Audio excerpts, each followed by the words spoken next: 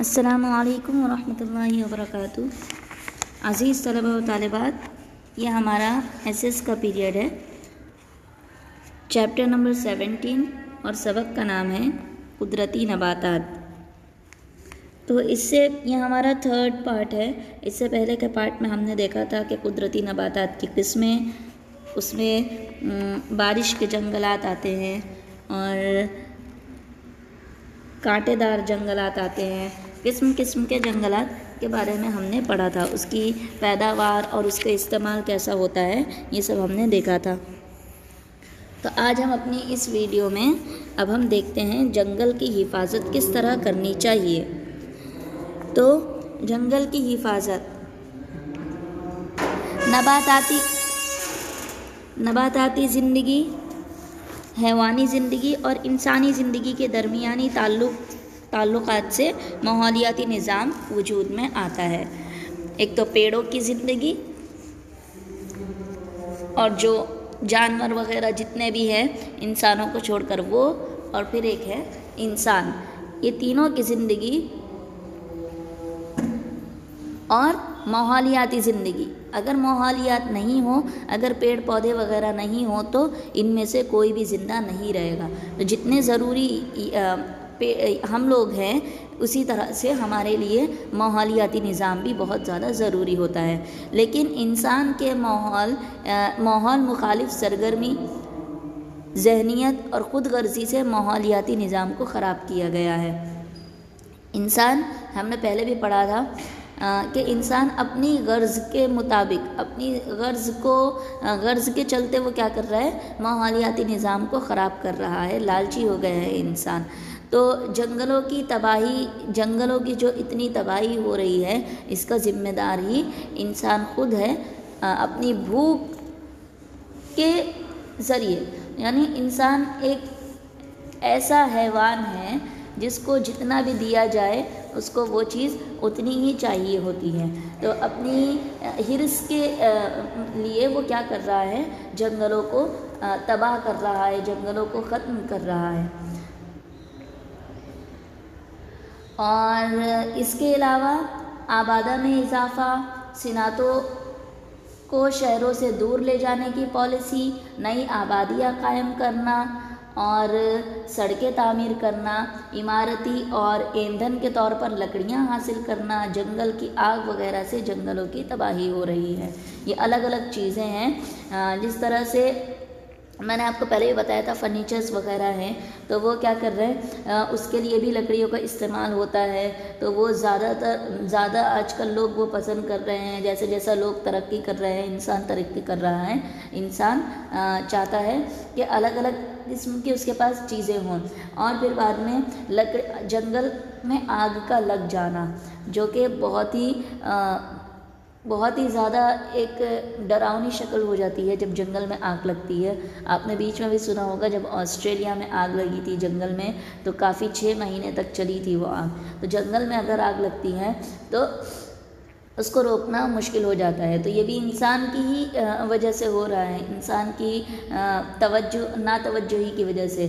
तो जंगलों की तबाही से माहौल के तवाज़ुन में रुकावट पैदा होती है। जंगल तबाह होगा तो हमारा जो माहौल है वो भी ख़राब होगा। जंगल अगर ख़राब होगा, पॉल्यूशन वगैरह अगर यहाँ पर रहेगा तो उसका असर जो है जंगल में भी पड़ेगा। इसी तरह से अगर जंगल में कुछ नुकसान होगा तो उसका सबको हमको भुगतना पड़ेगा। उसके असरात जो हैं वो माहौल पर भी असरअंदाज होंगे। जंगलों की तबाही से माहौल पर मनफी असरात होते हैं, नेगेटिव असरात होते हैं जंगल की तबाही से माहौल पर, जिसमें बारिश की मिक़दार में कमी हो जाती है।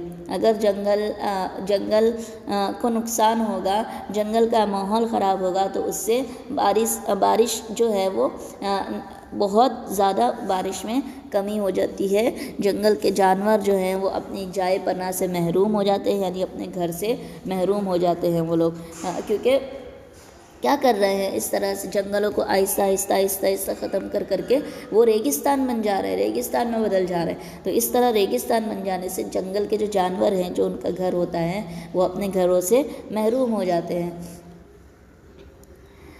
तो इसी तरह से 1952 में कौमी पॉलिसी के मुताबिक जोग्राफियाई इलाके जो थे उनकी 33% जंगल इलाके होते थे। और फिर भारत में जो इलाके होते हैं, और भारत में तकरीबन उसमें से 33 में से कितने हैं, 23 इलाके हैं। और अब गुजरात में इन जंगलों की तादाद सिर्फ 10% ही रह गई है। तो इस तरह से अगर होता रहा तो जंगलों तो तबाह हो ही जाएंगे। तो इसलिए जंगलों की तबाही को रोकना बहुत ही ज़्यादा ज़रूरी है। और इसको अब हम कैसे रोकें, जंगलों को रोकने के लिए हम क्या तदबीर करें, हम ऐसी क्या प्लानिंग करें जिससे जंगल का बचाव हो सकता है, उसकी हिफाजत हो सकती है। तो देखिए सेकंड पॉइंट हमारा है जंगलों की हिफाजत की तदाबीर। तो कुछ पॉइंट्स हैं यहाँ पर, बोल रहे हैं कि अगर ये पॉइंट्स हम करेंगे, अगर ये पॉइंट्स हम जहन में रखते हैं तो इंशाल्लाह जंगल जो हैं वो महफूज रहेंगे। तो जंगलात हमारे कौमी वसाइल हैं और इनका जतन करना ये हमारा अखलाकी फ़र्ज़ है। तो इसी सोच को सबसे पहले तो अपनाना है। हम कोई भी काम शुरू करते हैं, कुछ भी अगर किसी भी चीज़ की हम तदबीर करते हैं, उसकी पूरी प्लानिंग करते हैं, तो सबसे पहले हमको उसकी अहमियत का होना पता रहना बहुत ज़रूरी है।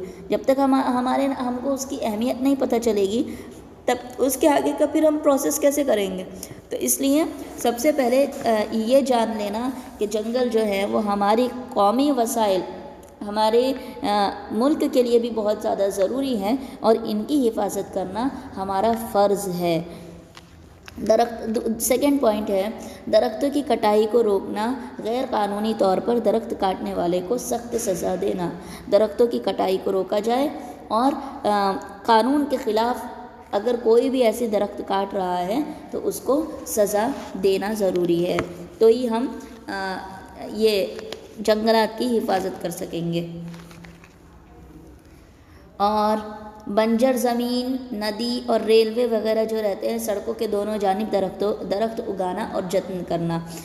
बंजर ज़मीन जो होती है जहाँ पर कुछ नहीं रहता है, और नदी हो गए, रेलवे वगैरह हो गए, तो इस तरह से सड़कों के अतराफ पेड़ पौधे लगाने चाहिए। छोटा सा आप एक पौधा उगा दो, देखा होगा आपने, मुहिम भी चलती है कि छोटा सा एक पौधा लगाते हैं और फिर बाद में उसको पानी डालते रहते हैं और आहिस्ता आहिस्ता करके वो बड़ा हो जाता है। तो देखना आप भी एक बार करके देखिए, आपको भी इतनी खुशी होगी जब कुछ सालों के बाद आप देखेंगे कि आपका उगाया हुआ पेड़ जो पौधा जो था वो अब एक दरख्त बन चुका है, लोगों को उससे फ़ायदा हो रहा है।